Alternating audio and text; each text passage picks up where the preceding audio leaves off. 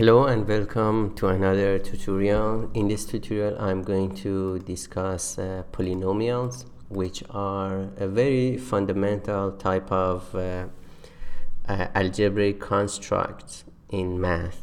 And basically a polynomial is an algebraic expression, and it's a function first of all, and it's algebraic function, so it doesn't have any non-algebraic functions such as square root or sine, cosine.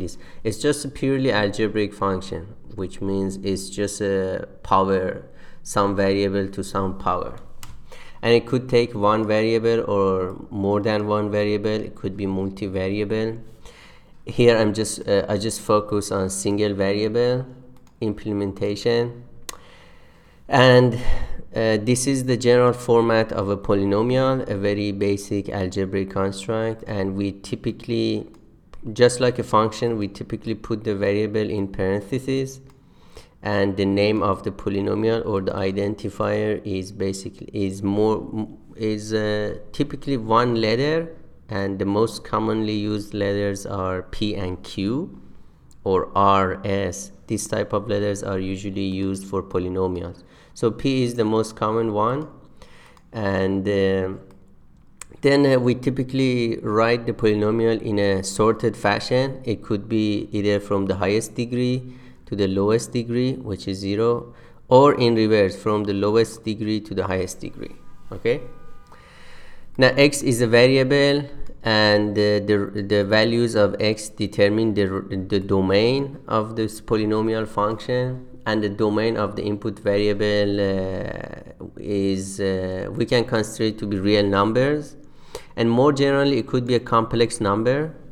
Okay, and the range of variable or the result or the output of this polynomial function is also a real number if the input is a real number and the coefficients are real numbers as well.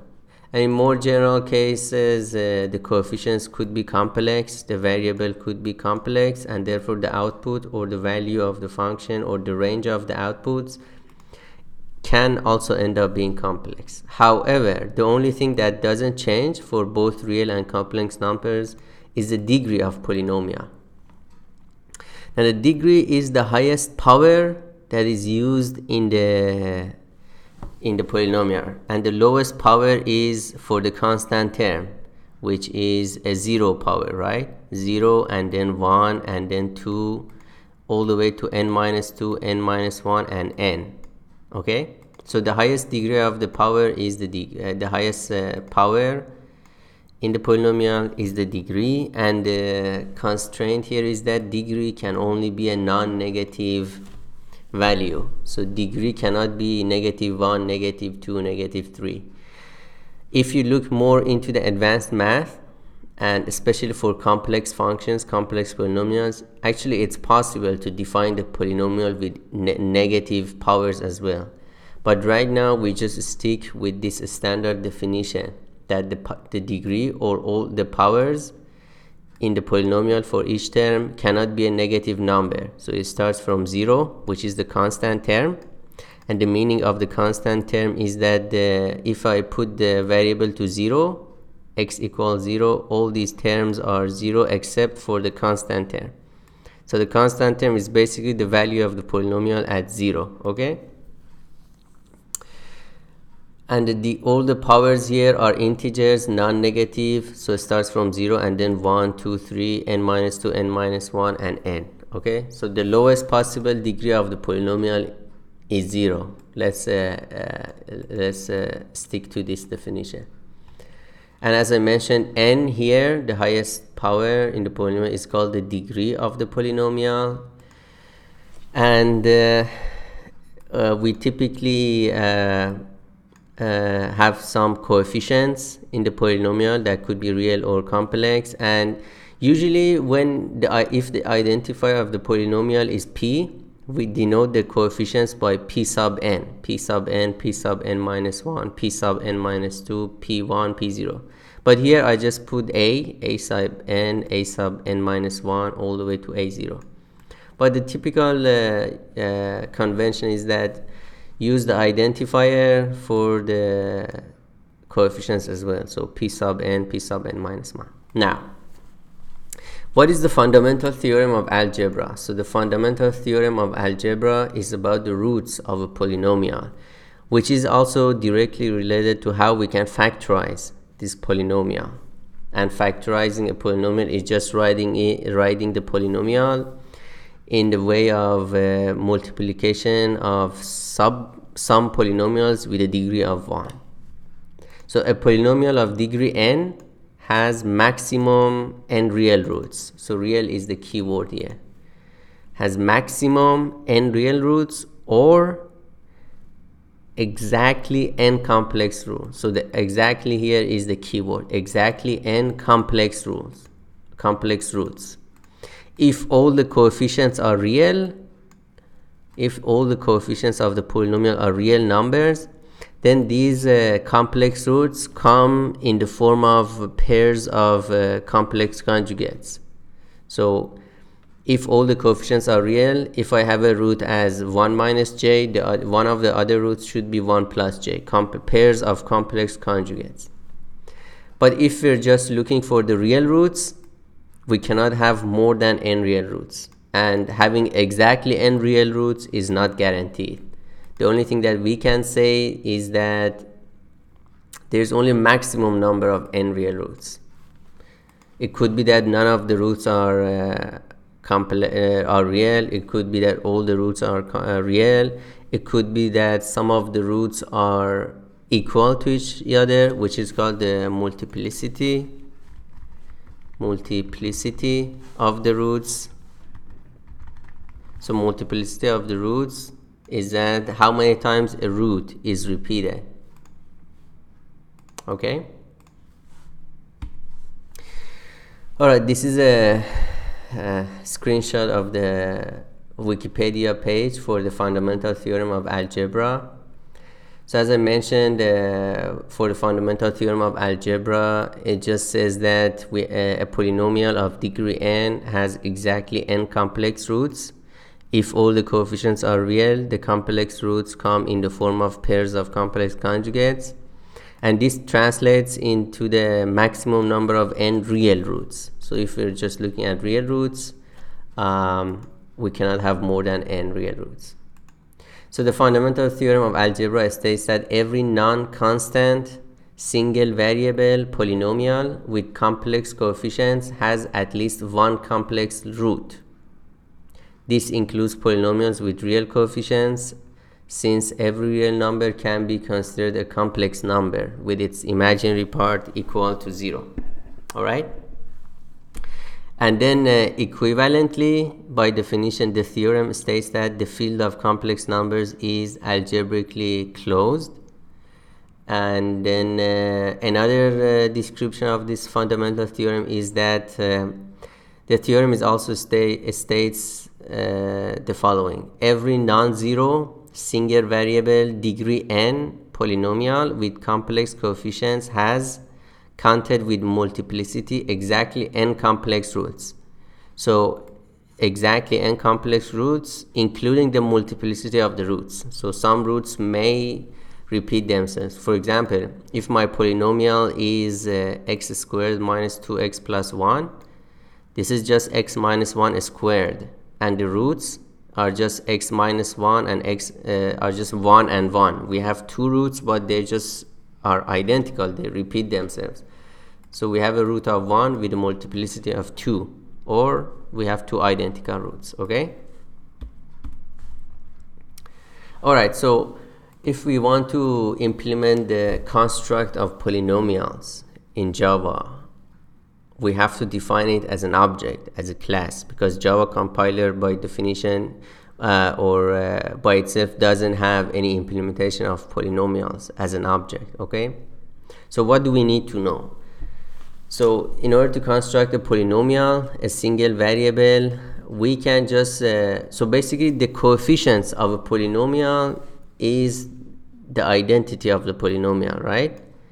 Because of we have to consider that the polynomial is sorted in one way, either in the high to low power or the low to high power. And let's for this discussion, let's stick to this definition, that the coefficients are sorted in this way. So if I say coefficient at position 0, it means the constant term.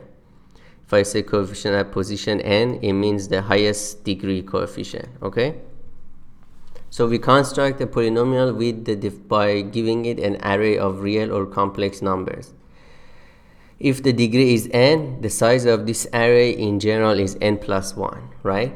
And the degree cannot be a negative integer, it should be 0 or positive integers. We need to be able to evaluate the polynomial and also have a string representation. Note that the assumption here is that if the degree is n, the assumption is that, or basically it implies that the an, the coefficient of the nth term, is not 0. Because if the an is 0, basically the next leading term is n minus 1. So the degree of the polynomial should be n minus 1. Okay? Composition of polynomials. If I have a polynomial p of x and q of x and give q of x as the input to p of x, I get another polynomial, p of q of x. And then we also need to be able to do some algebra, addition and subtraction.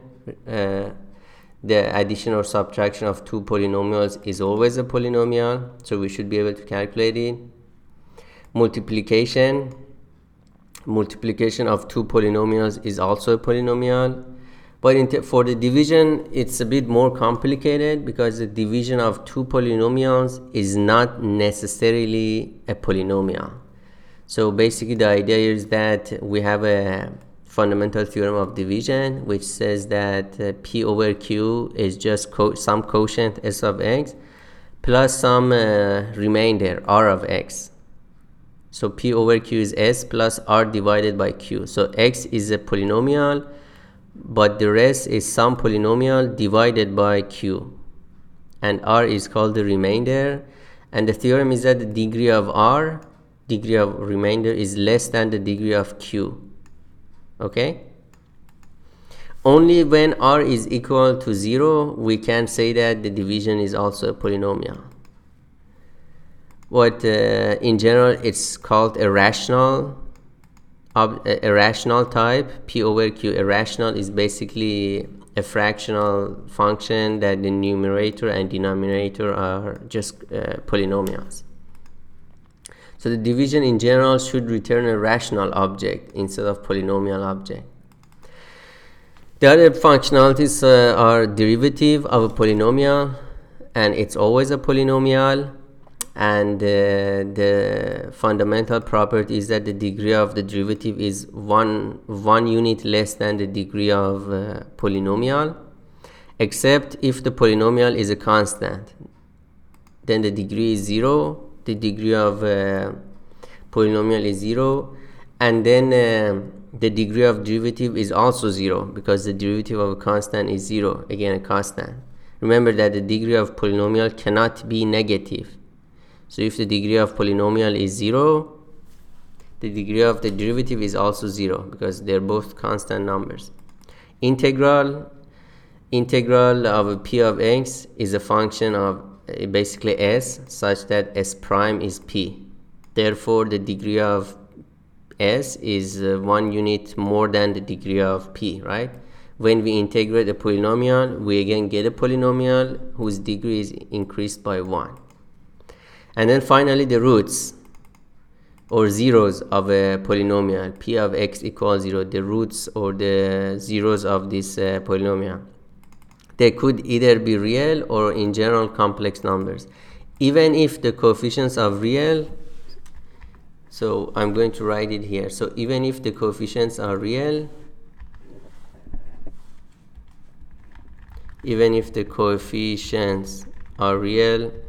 some roots may be complex. Some roots may be complex numbers. But then if all the coefficients are real, the complex roots should be in conjugate pairs. Okay. All right, let's head to Eclipse, try to start implementing a polynomial, and then we come back, continue the slides, and get to more advanced topics. So I'm going to create a new Java project. Let's call it demo polynomial Java 8, and no dependency, the standard libraries, order. Okay, so demo polynomial. Here in the source folder, I'm going to create a class called polynomial. Polynomial, and I'm going to make it a final class. I mean, it's a good practice to have it final, because just like a complex number that we discussed in other tutorials, we don't want any mutation in the polynomial. So when we set the coefficients of the polynomial, the object is set, and we don't want to change it. We just want to be able to assign other polynomials, other values to this object. But for now, I'm not going to make it a final. So what do we need? The first thing, we need two things, right? One is degree, the other one is coefficients. So I'm going to create a private double or private int degree, and then private double. I'm going to implement real polynomials with real coefficients, private double coefs. Okay, and then I'm going to add the constructor for a simple polynomial, single. So basically single term. For a single term, a basically times x to some power n. I want to implement this. So if this is public polynomial double a and the int n. So n is degree, so this degree becomes n, and then coefs is basically, write it this dot coefs new double. So the size of coefs should be n plus 1, degree plus 1, because we have a constant term and plus n terms of powers 1, 2, 3 all the way to n. So we actually have n plus 1 terms, right? And then if I want to have this single term, what I'm going to do is that this dot coefs term n equals a. So basically what I'm doing is that I'm saying that pn equals a, and p, when you initialize it to an empty double, all the other terms are 0. P times pn minus 1 is 0, p n minus 2 is 0, all the way to p1 0, p0 equals 0. Okay, and then the other general way is to have a public polynomial an array of doubles, and in this case, and what we're doing here, we have constructor overloading. So we have two similar constructors with different arguments or parameters. So we're overloading one for another. So this dot degree is basically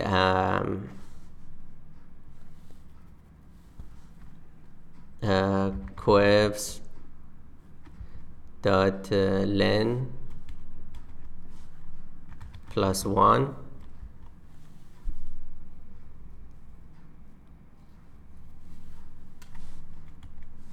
and this dot coefs equals coefs. All right, So we give it if the coef has 3 arguments. So basically, if coef has 3 arguments, then we have 0 term, first term, and the second term. And here coefs, I'm putting them in an increasing order for coefs. So coef 0 is basically P0. Coefs 1 is basically P1 all the way to coefs at degree equals Pn. Okay, so we have n plus 1 terms. The highest term is nth order Pn, which is the degree. So the degree is length of coef minus 1, actually, not plus 1. So if we have 2 terms, is 0 term and the first order term, so the degree is 1 if the length is 2. Okay, but then what we want to do is that we want to make sure that coef is not null. So if coef equals null something, do something, this dot degree is basically 0, this dot coefs new double. We can allow a null to pass in, and if we want to pass in double, we just create a constant number.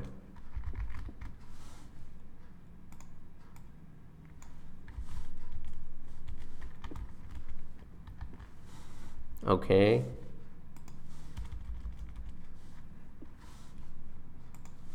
so if coef is null, we just create a constant polynomial.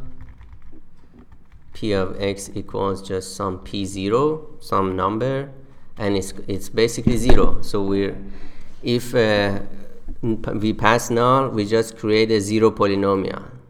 Okay, but else we create a polynomial. All right, and then the next thing is a string representation. So this is also crucial to have it, string representation. And how do we do that? So we first go and override the toString method. Okay, and then what we want to do, we want to print the something like this: px equals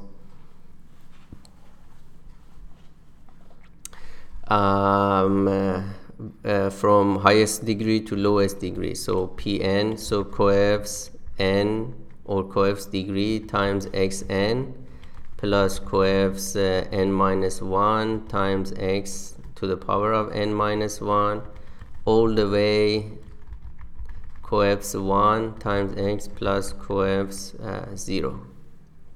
Okay, so let's define a string s0 s equals, or s equals empty string. But I guess another way is to do a string builder object, sb new string builder, an empty string builder, and then we are going to put a for loop I equals degree, I greater than or equal to 0, I minus minus. What happens? sb append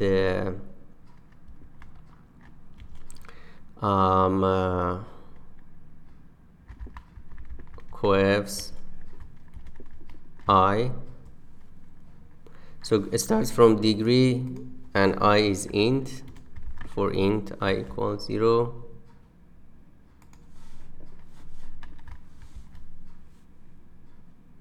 And eventually we want to return sb to a string method. Okay, so we do this.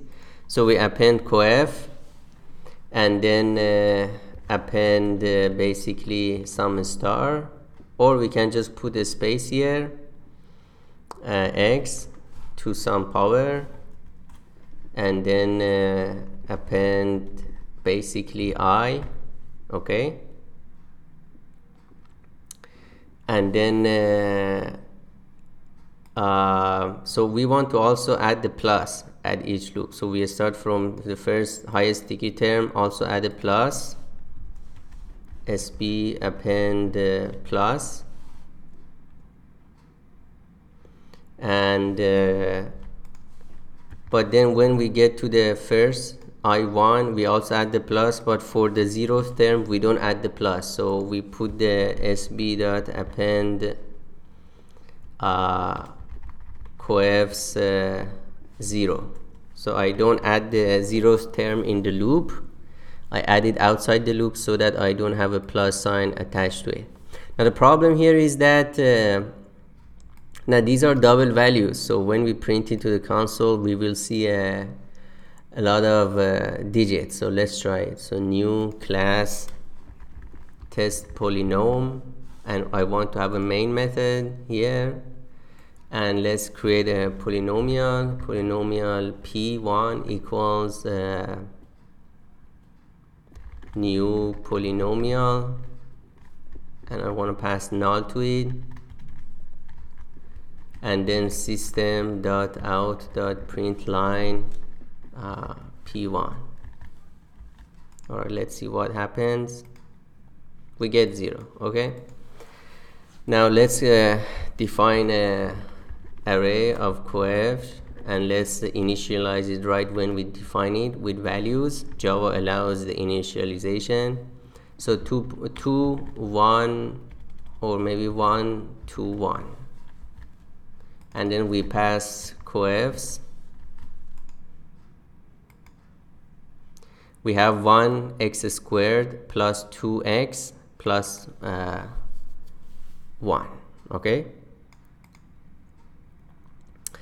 and maybe let's add some space between the plus, so here.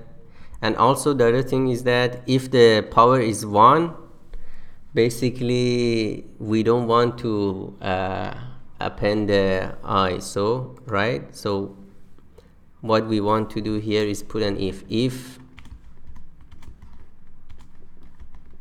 I is equal to 1,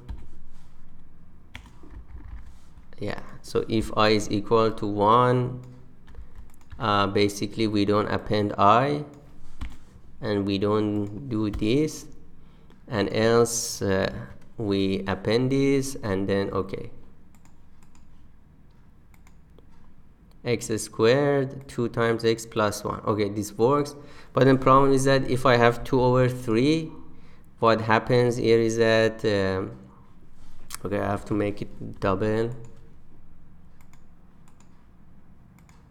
I end up with so many digits. So in order to get rid of that, I'm going to basically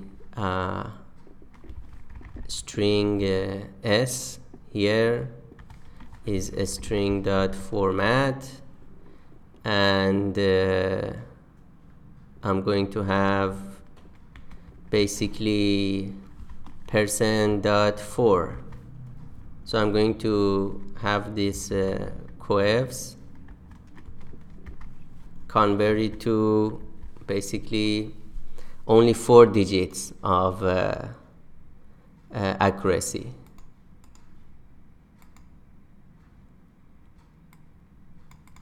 And the reason it didn't work because I forgot to put this s or coef. Let's call this coef for it to has more meaning.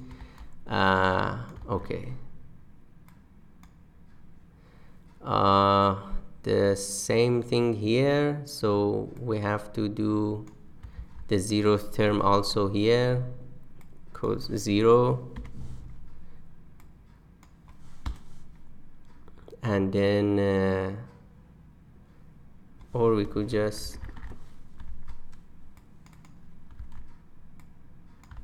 okay, Note that this coef is a local variable with the scope of these two curly braces for the for loop, right? So these curly braces are good things because they actually define the scope of a local variable. Therefore, I am allowed to basically write again, redefine the coef as a string. Now if I remove this, then it should give me a error,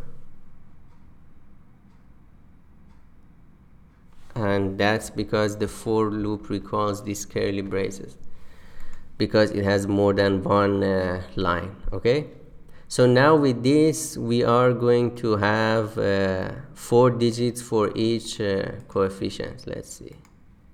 Yeah, now the downside is that now all the coefficients, even when the ones that were perfectly like integer numbers, they also end up with 4, but that's a nice way. Okay, now we can continue this 1/2 and 3.1 minus 4.2. okay, so the other thing here is let's see what happens is another thing that I'm going to point out here is that when we define the coefficients, this one, the first one is the 0th term, right? This is coefs at 0 location, this is at 1, at 2, at 3, and 4, right? So if one of these is negative, and then what happens here is that we end up with this plus minus, which is not good, right? So we have to take care of this, and the way we're going to take care of this is we format the number, and then we have to what we need to do here is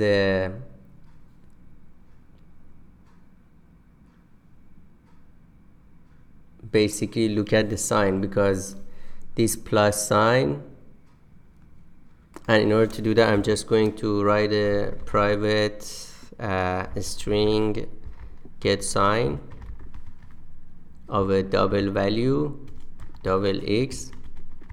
If x greater than 0, I'm going to return plus with this, else if x I'm just going to return negative. I'm going to put also 0 here. Now the other thing is that if one of the terms is 0, right now we're printing that, but we're going to fix it in a moment. So now what happens here is that I'm going, instead of having coefs here, I'm going to use math.abs of coef, and then instead of having the plus sign here, I just call the get sign of coefs I. Obviously we have to do this here too for the 0th term, but for the 0th term we're not going to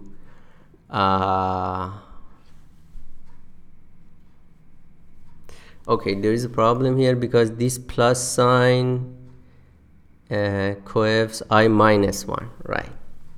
So we have to do coefs I minus 1, and then because this plus or minus sign comes from the sign of the next coefficient, and then math.abs for the last one. All right, let's try this. 4.2x4 so I guess we should not. Okay, so what we are doing here,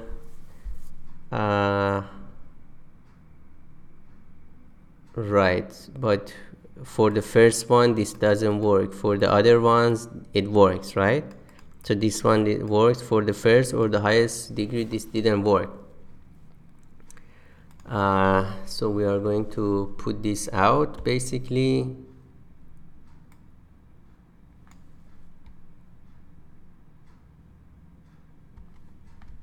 Or we can put an if statement. If I equals degree, then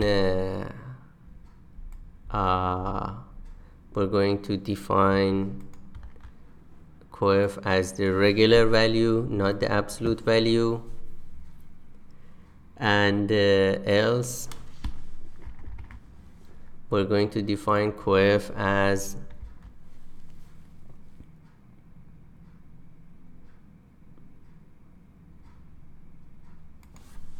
let's just initialize it.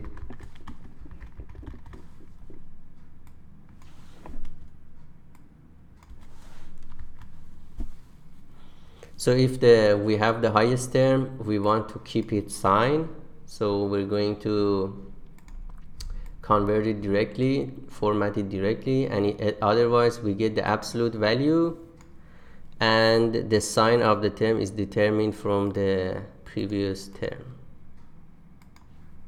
So minus 4.2 x4, 3x3, half x2 minus 2 over 3 plus 1. Okay, now if I have minus 1 here, let's make sure it works.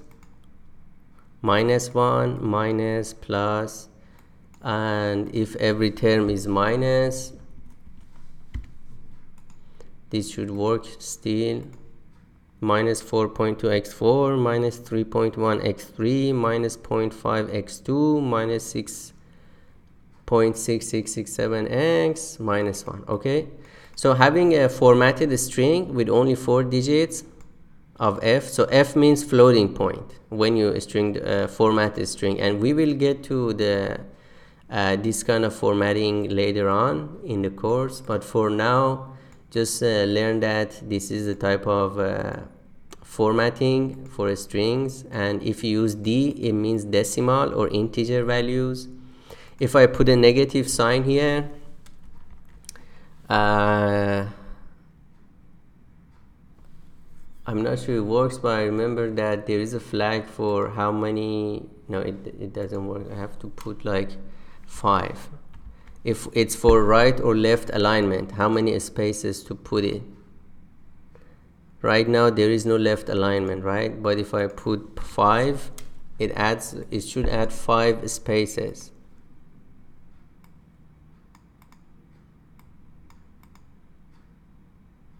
Or maybe, yeah, maybe I'm not. All right, I'll check this, and we will get to the formatting of the strings later on. All right, so this is the way that we construct a polynomial.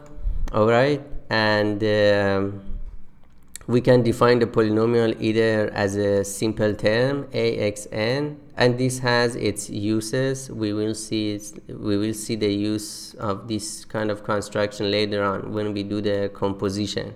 Okay. And in general, we can define a polynomial just by the array of the coefficients. And finally, the last one obviously is the vararg construction. So double coefs. And these two complaints, because when you use vararg, the compiler actually does this, right? And the problem here is that I guess it's better to use vararg because it's an extension of the coef. So let's comment this out. So remember, varargs is equivalent to adding passing an array. So they are exactly equivalent. You cannot override one with another because to the compiler they're exactly the same. But the advantage of vararg is that instead of having this, I can define the polynomial with the polynomial p1 equals new polynomial. For the vararg, I just write them like this. I don't need to create an array or minus 4.2. Okay, and it still works, right? Just remember, the first one is the 0th term, the second one is the first term, the third one is the, so basically the order here is reversed, right? So the last one is the highest order term, highest term. Now if I go back and first of all, this is equivalent to passing a double array. So instead of having this, I can write new double and directly initialize it. So I say that, okay, create a new array object and directly initialize the values. This also works. Okay, if I go back and uncomment this and comment the vararg version, then this still works, passing an array, but the vararg doesn't work. Yeah, the constructor polynomial in double is undefined, because now it doesn't know that this is actually a vararg construction. It assumes that the constructor actually takes exactly these parameters. So it's better to implement the constructor with the vararg variant, okay, something like this. And now it works because it understands that this is a vararg. The second one also works, passing the array. Even the first one, defining the array and passing it to the constructor, still works. And of course the null, passing null also should work. Yes.